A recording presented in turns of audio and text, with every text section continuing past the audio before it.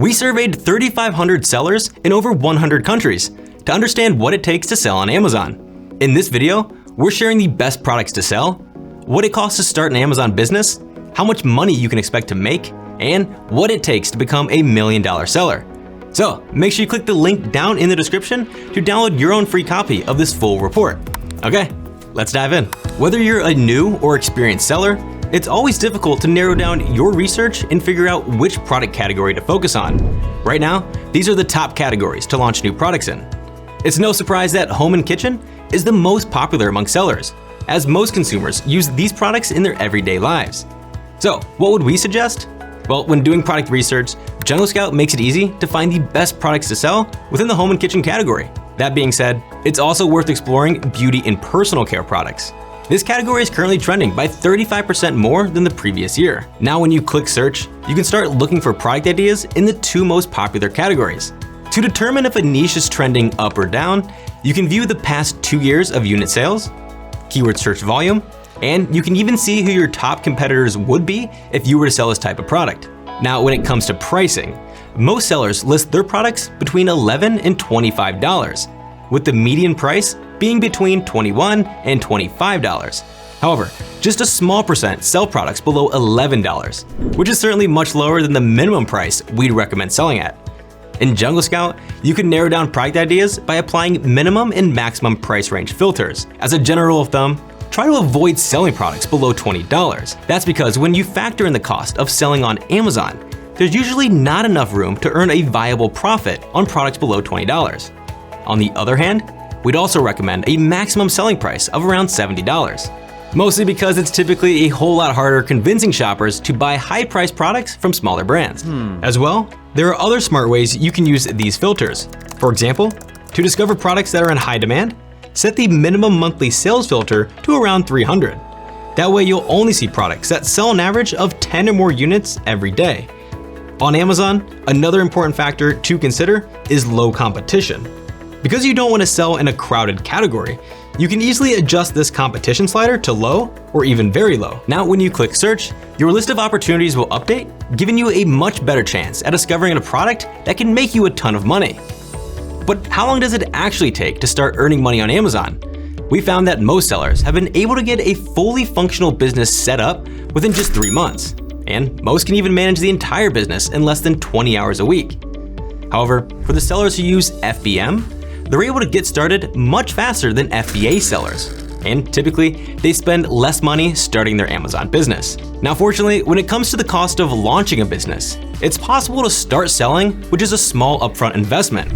We found that 2/3 of sellers were able to bootstrap it, spending only their own money or from savings. Other ways to fund your business include borrowing money from banks, family, or other small lenders.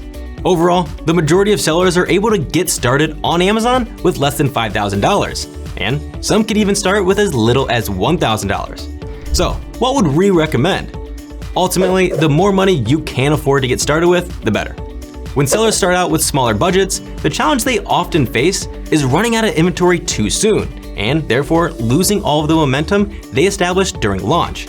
So if you have more money up front, you can buy more inventory and continue staying in stock, which results in your business growing faster. When it comes to advertising, the vast majority of sellers spend anywhere from $0 to $2,500 each month. In the past year, these were the most popular marketing investments. But for roughly half of those using Amazon's pay-per-click options, their monthly campaign spend was actually less than $500. It's great to know that when you first get started, you don't always need to have a large advertising budget. But also, don't get me wrong, advertising is incredibly powerful in helping you get your first initial sales and product reviews. Now, outside of Amazon, social media channels are rapidly becoming larger portions of sellers' advertising budgets.